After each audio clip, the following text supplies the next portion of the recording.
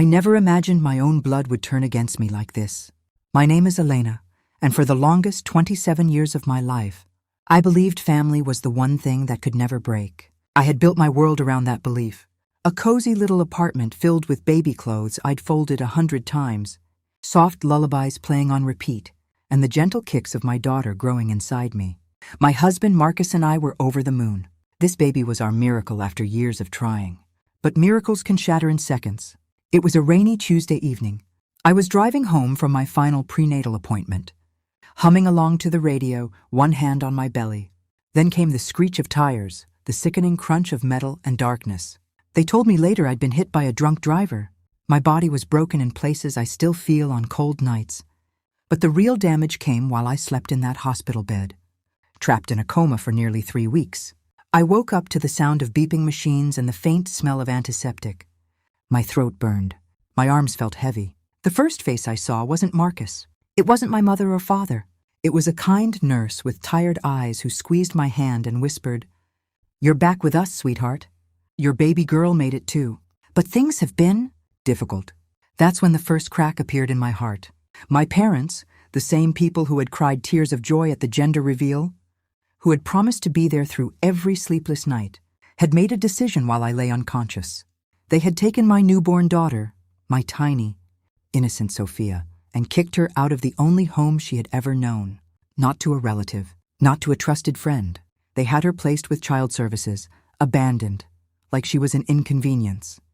Like she wasn't flesh of my flesh. I remember the way my chest caved in when they finally visited me on the 4th day after I woke up. My mother couldn't even look me in the eyes. My father cleared his throat and said, "We did what we thought was best. Elena, you were fighting for your life." Marcus was falling apart. A newborn in that chaos? It wasn't fair to her. Not fair to her. I wanted to scream. My voice came out broken and raspy. "She's my daughter." "Where is she?" They had no real answers, just excuses wrapped in concern. Marcus had been overwhelmed, they said. Bills were piling up. They didn't want the responsibility. So they signed papers. They gave my baby away like she was an unwanted pet. The betrayal cut deeper than any car wreck ever could. These were the people who raised me, who sang me to sleep, who told me I could always count on them. In my darkest hour, when I couldn't fight for myself or my child, they chose convenience over blood. I lay there that night, staring at the ceiling, tears sliding silently down my cheeks, feeling completely and utterly destroyed, shattered in ways no doctor could fix. But what I didn't know was that the storm was only beginning. While I was still too weak to even sit up without help, my parents had gone further. They tried to convince Marcus that raising Sophia alone would ruin his life. They whispered doubts about my recovery. They even suggested I might not be the same after the coma, that I might not be fit to be a mother. The words they used behind closed doors would come back to haunt them.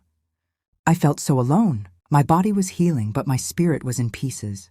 Every time I closed my eyes, I saw my baby's face, the one I had only held for a few precious minutes before the crash.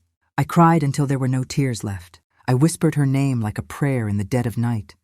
The pain was a living thing inside me, twisting and tearing. How could the people who were supposed to protect me become the ones who hurt me the most? Then, on the 3rd day after I woke up, everything changed. The hospital room door opened, and there he was, my Grandpa Robert. Tall, silver-haired, with that same quiet strength he'd carried through wars and hard times. He wasn't supposed to be there. He lived 2 states away, and my parents had conveniently forgotten to call him. But someone, a distant cousin maybe, had reached out. He walked in carrying a small bouquet of wildflowers, and a look in his eyes I'll never forget, fierce, protective, like a lion who had just discovered someone had touched his cub. "Elena, my girl," he said, voice thick with emotion as he pulled me into the gentlest hug I'd ever felt. "I'm so sorry it took me this long." I broke down in his arms. I told him everything, the crash, the coma, the way my parents had thrown my daughter into the system like she was nothing. Grandpa listened without interrupting, but I could see the storm building behind his calm face. He stayed with me for hours that day. He made calls. He asked questions. And then he made a promise that became my lifeline. No one discards my great-granddaughter, not while I'm breathing. What followed was a side of my grandfather I had only heard stories about. The man who once built his life from nothing. the man who never backed down when family was on the line.